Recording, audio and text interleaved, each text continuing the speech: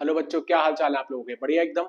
हम लोग कर रहे हैं अपना chapter financial statements with adjustment, जिसमें हम लोग बहुत आगे अब बढ़ चुके हैं और हम लोग part 1, part 2, part 3 and part 4 complete भी कर चुके हैं, जिसके अंदर हम लोगों ने ऑलमोस्ट सारी एडजस्टमेंट्स को डिस्कस कर लिया है। और आज की जो हमारी चर्चा रहने वाली है बेटा, वो बहुत कंफ्यूजिंग जो बच्चों को लगती है वो होती है adjustment of managers commission. Adjustment of managers commission हम लोग यहाँ पर अब दोनों केसेस को सॉल्व करने वाले हैं और एग्जाम में आपको किसी भी तरीके की कोई समस्या नहीं आने वाली है अगर आपने इसको ध्यान से देखा तो। ठीक है, दोनों केसेस में आपसे डिस्कस कराने लगा हूं, तो आप लोगों ने मेरे साथ साथ देख रहे हैं और बहुत ही ध्यान से, सोते हुए नहीं बेटा। रजिस्टर उठाओ, पेन उठाओ, नोट करते हुए चलो, तभी आप लोगों को बहुत अच्छे से समझ में आएगा बेटा। ठीक है, आओ जरा मैनेजर्स कमीशन सबसे पहले तो समझ लेते हैं। मैनेजर्स कमीशन, मेरे को एक चीज बताओ, नाम से ही समझ में आ रहा है मैनेजर की कमीशन। सर ये तो इनकम तो नहीं है, ये तो एक्सपेंस है। अगर एक्सपेंस है तो सर ये तो निश्चित है कि या तो ट्रेडिंग में आएगा या तो प्रॉफिट एंड लॉस अकाउंट में आएगा। लेकिन सर मैनेजर की जो कमीशन है उसका गुड्स की प्रोडक्शन से डायरेक्टली कोई एसोसिएशन नहीं है, गुड्स की प्रोडक्शन से डायरेक्टली कोई लेना देना नहीं है। इसका मतलब ये जो मैनेजर की कमीशन का खर्चा है बिजनेस का, वो एक इनडायरेक्ट नेचर का खर्चा है। और अगर कोई चीज इनडायरेक्ट नेचर की भी है तो वो किसको बिलोंग करती है बेटा? वो बिलोंग करती है सिर्फ और सिर्फ प्रॉफिट एंड लॉस अकाउंट को। इसका मतलब ये जो मैनेजर कमीशन है वो कहां दिखने वाली है? सर वो पीएनएल अकाउंट में दिखेगी। कौन सी साइड में दिखेगी? सर डेबिट साइड में। हम लोग तो बहुत आगे बढ़ चुके हैं इस चैप्टर में बेटा।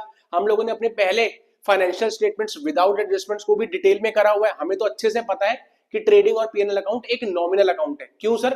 क्योंकि वो हमें प्रॉफिट या लॉस की जानकारी देते हैं। और अगर ऐसा कोई भी अकाउंट बेटा जो हमें प्रॉफिट या लॉस की जानकारी देता है वो नॉमिनल अकाउंट होता है। और नॉमिनल अकाउंट का रूल होता है सर, वो हर नुकसान में होता है डेबिट और वो हर फायदे में होता है क्रेडिट। अब क्योंकि हम लोग मैनेजर की कमीशन को रिकॉर्ड करने लगे जो कि बिजनेस के लिए एक एक्सपेंस है सर, इसीलिए पीएनएल अकाउंट डेबिट साइड में आएगा, क्योंकि हम किसी एक्सपेंस को रिकॉर्ड कर रहे हैं। नॉमिनल अकाउंट हर दुख में डेबिट, हर सुख में क्रेडिट बेटा, हाँ कि ना? अब जरा केस 1 देख लेते हैं क्या कह रहा है केस 1। पहले सबसे पहले केस 1 को मेरे साथ साथ देखो। लिखा हुआ है मैनेजर की जो कमीशन हमने देनी है, याद रखना ये जो मैनेजर की कमीशन होगी वो हमेशा आउटस्टैंडिंग होगी।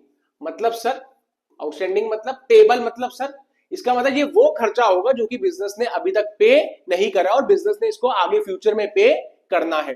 तो आउटस्टैंडिंग एक्सपेंस की तरह ये आपको बैलेंस शीट में लायबिलिटी साइड पर भी दिखाई देगा, क्योंकि ये वो खर्चा है जो कि बिजनेस ने देना तो था, ड्यू तो हो गया था, लेकिन अभी तक बिजनेस ने पे नहीं करा है। और अगर ऐसी कोई भी ऑब्लिगेशन, ऐसा कोई भी खर्चा जो कि ड्यू तो हो गया, जो कि बिजनेस ने अभी तक पे नहीं करा है बेटा, बिजनेस के लिए एक लायबिलिटी को रिप्रेजेंट करता है। इसका मतलब मैनेजर कमीशन ये तो पक्का है कि पीएनएल के भी डेबिट साइड में आएगी बिल्कुल, और बैलेंस शीट में लायबिलिटी साइड में दिखेगी, क्योंकि इसको आउटस्टैंडिंग माना गया है, इसको पेबल माना गया है। अभी तक हमने इसको पे नहीं करा है, और जिस खर्चे को पे नहीं करा है सर, वो आज नहीं तो कल बिजनेस को उसको पे करना ही पड़ेगा, जो कि बिजनेस की लायबिलिटी को रिप्रेजेंट करता है। तो एडजस्टमेंट तो आप समझ चुके हो। एक असर इसका आपको पीएनएल में दिखाई दे रहा है डेबिट साइड में, क्योंकि ये एक एक्सपेंस है सर, और दूसरा ये बैलेंस शीट में एक लायबिलिटी साइड में दिखाई देगा, क्योंकि ये वो खर्चा जो कि बिजनेस ने अभी तक पे नहीं करा है, हाँ कि ना?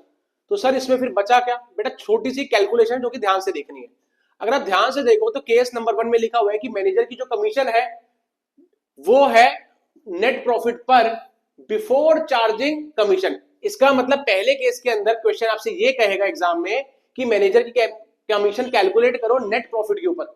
मैनेजर की कमीशन कैलकुलेट करो नेट प्रॉफिट के ऊपर बिफोर चार्जिंग कमीशन। इसका मतलब कमीशन, अच्छा ये बताओ, ये तो कमीशन है, बिजनेस के लिए एक्सपेंस है कि नहीं? बिल्कुल। केस 1 में वो ये कह रहा है कि आप सीधा सीधा मैनेजर की कमीशन नेट प्रॉफिट के ऊपर 10% दे दो। केस 1 में सीधा सीधा कह रहा है मैनेजर की कमीशन जो कि 10% है वो सीधा सीधा नेट प्रॉफिट के ऊपर दे दो, इसमें कोई कमीशन का अमाउंट ऑलरेडी इंक्लूडेड नहीं है। केस 1 में यही है कि आपको जो कमीशन देनी है वो नेट प्रॉफिट के ऊपर दे देनी है, जिसके अंदर कमीशन इंक्लूडेड नहीं है। और जो दूसरा केस अभी हम डिस्कस करेंगे उसके अंदर क्या होगा? कमीशन देनी होगी अभी भी किस पर ही? नेट प्रॉफिट पर ही देनी होगी, लेकिन उसके अंदर कमीशन इंक्लूडेड होगी। तो आप ऐसे भी याद रख सकते हो कि पहले केस के अंदर कमीशन इंक्लूडेड नहीं है, सीधा सीधा जो भी नेट प्रॉफिट आपका निकल के आया है उसके ऊपर आप कमीशन दे दो। और दूसरे केस के अंदर जो भी नेट प्रॉफिट आया होगा उसके अंदर कमीशन का अमाउंट इंक्लूडेड होगा। फिर हम देखेंगे केस 2 हम कैसे सॉल्व करेंगे। लेकिन केस 1 के अंदर यहां लिखा हुआ है बिफोर चार्जिंग कमीशन। इसका मतलब यहां पर सीधा सीधा कहा जा रहा है कि मैनेजर की जो कमीशन है 10%, वो जो भी नेट प्रॉफिट आएगा उसके ऊपर हम कमीशन चार्ज कर लेंगे। अब देखते हैं जरा, हमने यहाँ पर पीएनएल बना के रखा हुआ आप लोगों के लिए।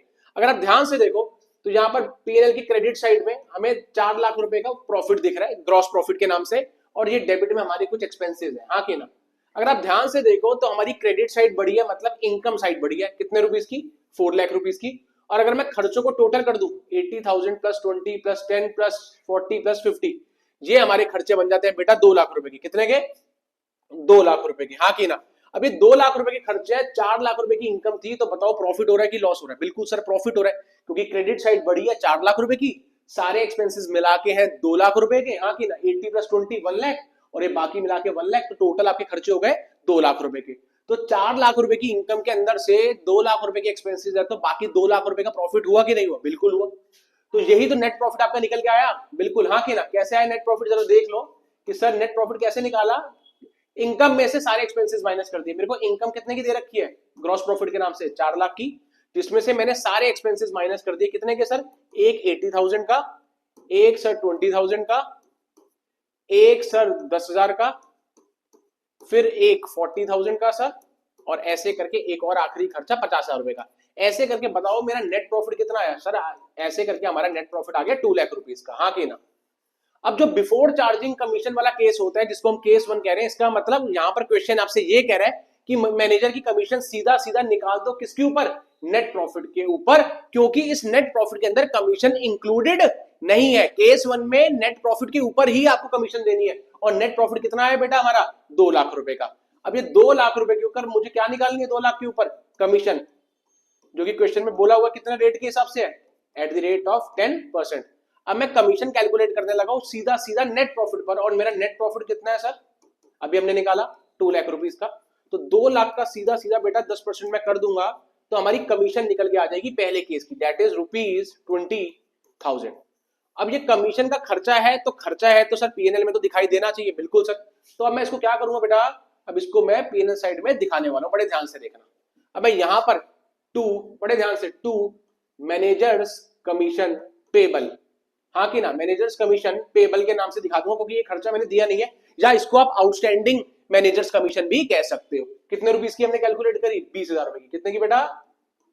अगर अब आप देखो ध्यान से, तो पहले मेरा नेट प्रॉफिट कितना आया था? 2 लाख रुपए का। लेकिन अब 2 लाख रुपए का जो नेट प्रॉफिट था, उसके अंदर मैंने 20,000 रुपए की कमीशन भी तो जोड़ दी, बोलो हाँ कि ना। तो अब ध्यान से अगर आप देखो, तो अब मेरी इनकम कितने की है? 4 लाख की। लेकिन अब मेरे खर्चे जो पहले मेरे 2 लाख रुपए के खर्चे थे, अब मैनेजर कमीशन की वजह से 20,000 रुपए का एक और खर्चा आ गया कि नहीं आ गया? बिल्कुल आ गया। तो बताओ उसने मेरे प्रॉफिट को रिड्यूस करा होगा कि नहीं करा होगा? कोई भी खर्चा मेरे प्रॉफिट को क्या करता है बेटा?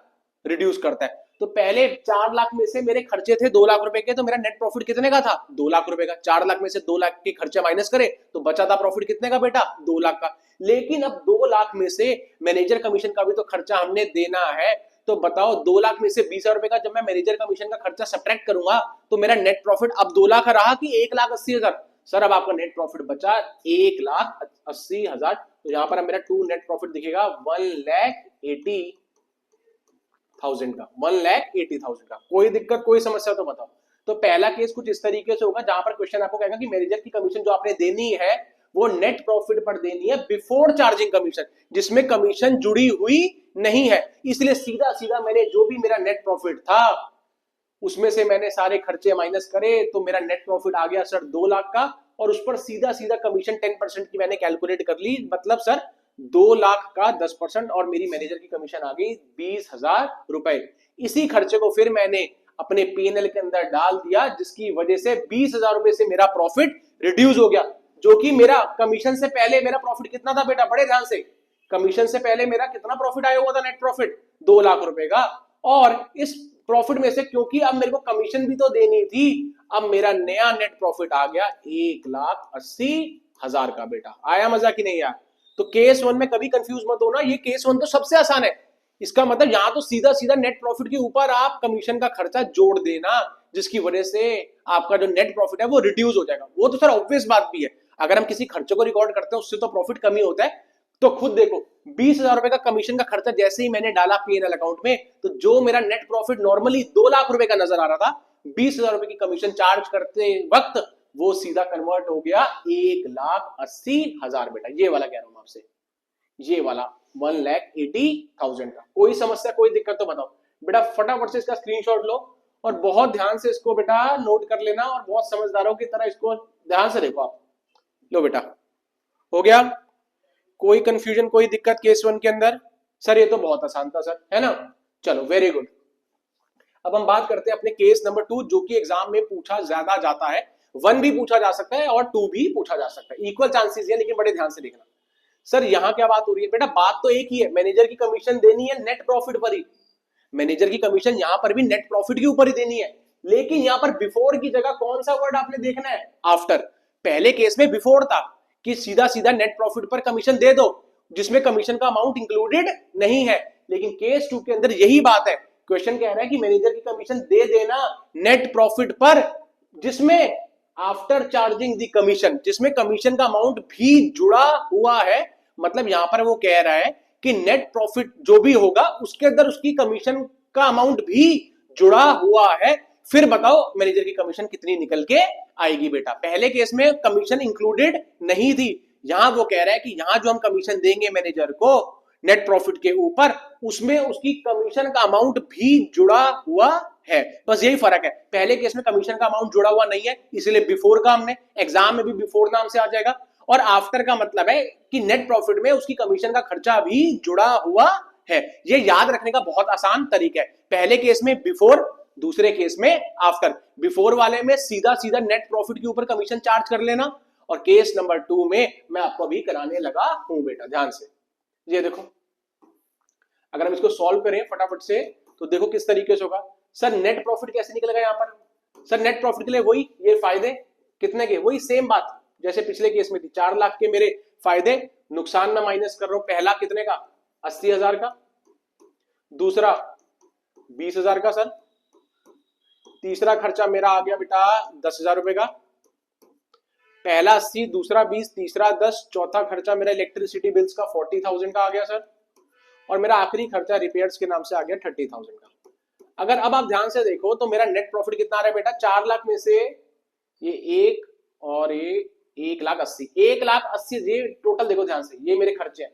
तो ये 1,80,000 के खर्चे हैं कि नहीं है? बिल्कुल सर, ये 1,80,000 के खर्चे हैं। तो 4 लाख में से 180 के अगर खर्चे आ गए तो मेरा नेट प्रॉफिट बेटा आप कितना दिखाई दे रहा है? नेट प्रॉफिट दिखाई दे रहा है सर 2,20,000 रुपए का। मेरा नेट प्रॉफिट दिखाई दे रहा है 2,20,000 का सर। क्या सर अब हम सीधा सीधा 2,20,000 के ऊपर 10% की कमीशन चार्ज कर लेंगे? बिल्कुल नहीं, क्योंकि इस प्रॉफिट के अंदर 10% की कमीशन भी जुड़ी हुई है। यही तो आफ्टर केस की पहचान है। आफ्टर चार्जिंग सच कमीशन का मतलब ही बेटा क्या है कि इसके अंदर, इस नेट प्रॉफिट के अंदर उसकी कमीशन का खर्चा भी जुड़ा हुआ है। तो अब हमें उसे निकालना है। कैसे निकालना है? कोई परेशानी की बात नहीं है। आप लोग जब कमीशन कैलकुलेट करोगे क्या लिखेंगे हम लोग? Commission payable to manager, commission payable to manager. तो आपका जो भी नेट प्रॉफिट आया कितना है बेटा? 2,20,000। मुझे बस इतना बताओ, कोई भी चीज कंप्लीट कितने परसेंटेज के लिए होती है? अगर मैं बोलूं आप लोग तो बड़े जबरदस्त स्टूडेंट्स हो भाई, ब्रिलियंस है आप लोगों के अंदर, एक्सीलेंस है आप लोगों के अंदर, तो आप कहोगे सर हमें 100% है। कोई चीज कंप्लीट कब होती है? 100%। हाँ कि ना? हाँ कि ना? हम कहते हैं यार ये चीज पूरी है भाई, चिंता मत करो, कंप्लीट है जी, ले जाओ, तो हम मान के चलते हैं कि वो चीज 100% है। कोई चीज कंप्लीट का मतलब है 100%। तो ये जो 2,20,000 रुपए का प्रॉफिट है, जो 2,20,000 रुपए का नेट प्रॉफिट है, वो कंप्लीट है, तो वो कितने परसेंटेज के लिए होगा? 100% के लिए होगा। लेकिन खुद बताओ, क्या ये सिर्फ 100% ही है?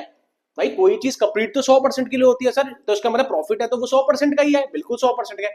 लेकिन क्या इसके अंदर सिर्फ 100% है कि 10% की कमीशन भी जुड़ी हुई है?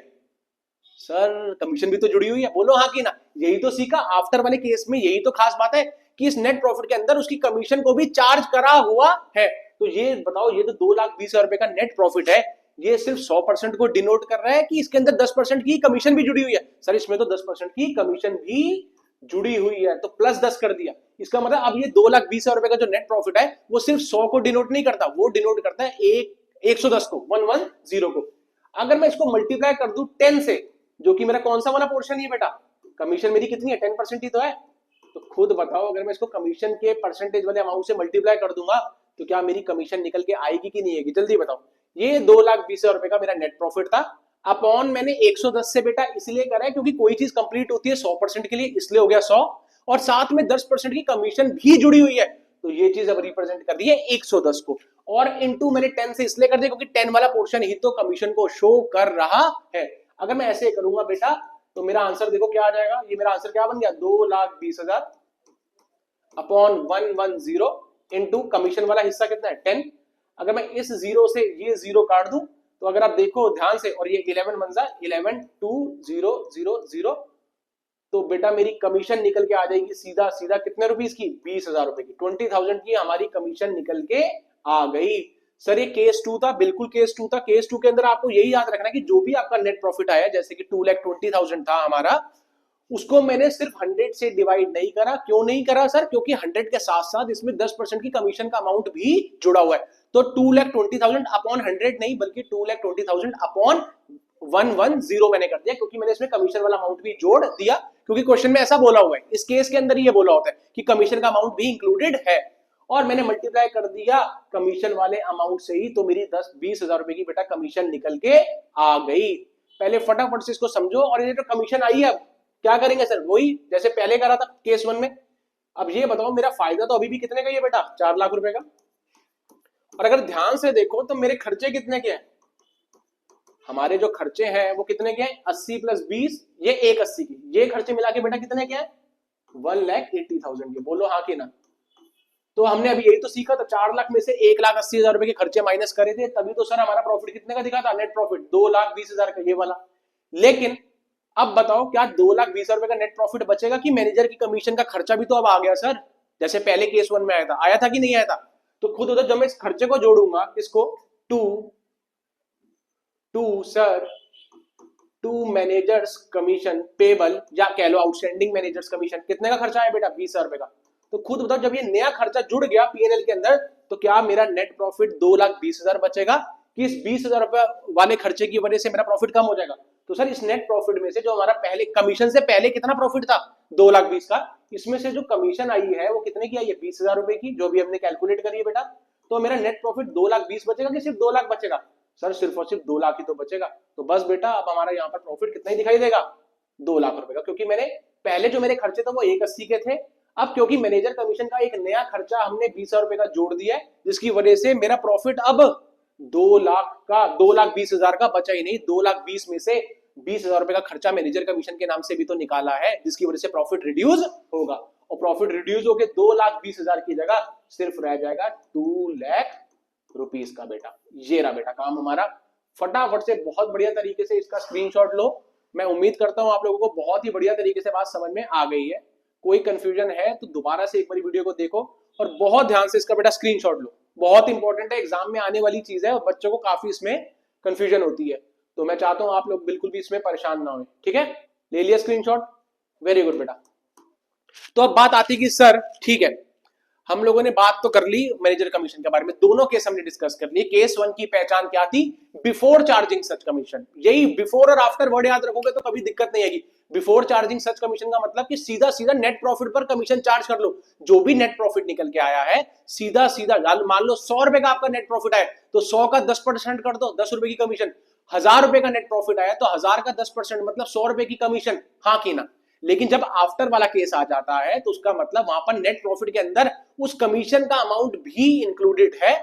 तो हमेशा ध्यान रखना कोई भी चीज कंप्लीट होती है 100% के लिए, जो कि नेट प्रॉफिट भी कितने के लिए होता है। अब भाई नेट प्रॉफिट भी तो एक कंप्लीट पैकेज है, वो भी तो 100% के लिए है, लेकिन क्योंकि उसमें कमीशन का अमाउंट भी जुड़ा हुआ है इसलिए मैंने नेट प्रॉफिट अपॉन 100 नहीं करा था, मैंने net profit upon 100 plus commission वाला पोर्शन भी जोड़ा था, क्योंकि क्वेश्चन कह रहा है कि नेट प्रॉफिट के अंदर कमीशन जुड़ी हुई है। आफ्टर चार्जिंग सच कमीशन हमें कमीशन देनी थी तो कमीशन का अमाउंट उसी में जुड़ा हुआ था, तो मैंने अपॉन 100 नहीं बल्कि अपॉन 110 करा था। इनटू 10 इसलिए करें क्योंकि वो 10 वाला पोर्शन ही तो कमीशन की परसेंटेज को शो कर रहा था। तो बस वैसे भी मेरे को जो चीज कैलकुलेट करनी होती है बेटा मैं उसको मल्टीप्लाई में रिकॉर्ड करता हूं, जिसकी वजह से कमीशन का अमाउंट निकल के आया। और चाहे केस 1 हो चाहे केस 2 हो, कमीशन का खर्चा जैसे ही मैंने कहां जोड़ा पीएनएल के अंदर, उसने मेरे प्रॉफिट को और रिड्यूस कर दिया। अब क्योंकि सर ये जो खर्चा है, आखिरी बात बेटा, क्योंकि अब ये जो खर्चा है वो दिया नहीं था सर हम लोगों ने, अब अगर दिया नहीं था तो बेटा मेरे लिए एक ऑब्लिगेशन भी तो खड़ी है बिजनेस की। बिल्कुल सर, तो ये दिखेगी हमारी बढ़िया सी कहां पर, लायबिलिटी साइड में सर, क्योंकि बिजनेस की ऐसी कोई ऑब्लिगेशन जो कि कोई ऐसा खर्चा जो कि बिजनेस ने नहीं पे करा है वो पेबल है, आउटस्टैंडिंग है, तो वो सर बिजनेस की गर्दन पर तलवार की तरह लटक रहा होगा और वो खर्चा हमें आज नहीं तो कल देना ही है। तो यहां पर दिख जाएगा क्या, मैनेजर्स कमीशन पेबल। सर एक लाइबिलिटी को ही तो रिप्रेजेंट कर रहा है। अगर मैं पिछले केस की बात करूं तो हमारी कितना आया था, हमारा इस केस में 20,000 रुपए का कमीशन का अमाउंट निकल के आया था, जो कि हमने ये वाला बेटा, ये 20,000 रुपए का जो खर्चा है वो हमारे लिए एक लाइबिलिटी है, क्योंकि अभी तक हमने मैनेजर को कमीशन पे नहीं करी है। और अगर पे नहीं करी है तो सर वो लाइबिलिटी को ही तो शो करेगा। तो कहने का मतलब ये है कि आप लोगों को जो मैनेजर कमीशन वाली बात है वो एक तरफ तो उसका सर आपको कहां दिखेगा बेटा, पीएनएल के अंदर डेबिट साइड में, क्योंकि एक्सपेंस है, क्योंकि ये पे नहीं करा है इसलिए इसका दूसरा असर आपको लाइबिलिटी साइड भी दिखाना पड़ेगा। तो बेटा उम्मीद करता हूं बहुत मजे से आप लोगों को ये क्लास समझ में आई है, मजा भी आप लोगों को बहुत है। लेकिन ध्यान रखना आप, इसके सारे पार्ट्स हमारे बने हुए हैं, हमने सारी एडजस्टमेंट्स को बेटा कवर कर लिया है। प्लेलिस्ट बनी हुई है किस नाम से, सबसे पहले तो प्लेलिस्ट हमारी एक और बनी हुई है जिसका नाम है फाइनेंशियल स्टेटमेंट्स या कह लो फाइनल अकाउंट्स विदाउट एडजस्टमेंट्स, जहां पर ट्रेडिंग क्या होता है, पीएनएल कैसे बनता है, बैलेंस शीट कैसे बनती है, एकदम डिटेल में लॉजिक के साथ। फॉर्मूलाज वाला सेक्शन भी हमने डिटेल में कवर करा है, ऑपरेटिंग प्रॉफिट कैसे निकलता है, cost of good sold, COGS, gross profit, सबकी calculation with logic with explanation हमारी बनी हुई है बेटा। और साथ में फिर हमारा अगला जो प्लेलिस्ट है वो है फाइनल अकाउंट्स विद एडजस्टमेंट, जिसमें हम लोगों ने सारे पार्ट्स कवर कर लिए हैं। अब बस आप लोगों को देखना है, नोट करना है, बहुत ध्यान से काम करना है, ताकि एग्जाम में गलती से भी गलती ना हो बेटा। तो मैं उम्मीद करता हूं आप लोगों को भी मजा आ रहा है, जैसे कि मेरे को आप लोगों को क्लासेस देने में बहुत ही ज्यादा मजा आ रहा है। हम बात करेंगे अब आप लोगों से नेक्स्ट चैप्टर की, जहां पर हम लोग अपनी कंटिन्यू करने वाले हैं किसको, रेक्टिफिकेशन ऑफ एरर्स को। फिर हम बात करेंगे बीआरएस के बारे में, खूब डिटेल में हमारी पढ़ाई चल रही है और मैं चाहता हूं अब आप लोग भी मेहनत करना स्टार्ट कर दो बेटा। ठीक है, आज के लिए इतना ही, मिलते हैं आपसे नेक्स्ट वीडियो के अंदर। ठीक है बेटा, बाय बाय।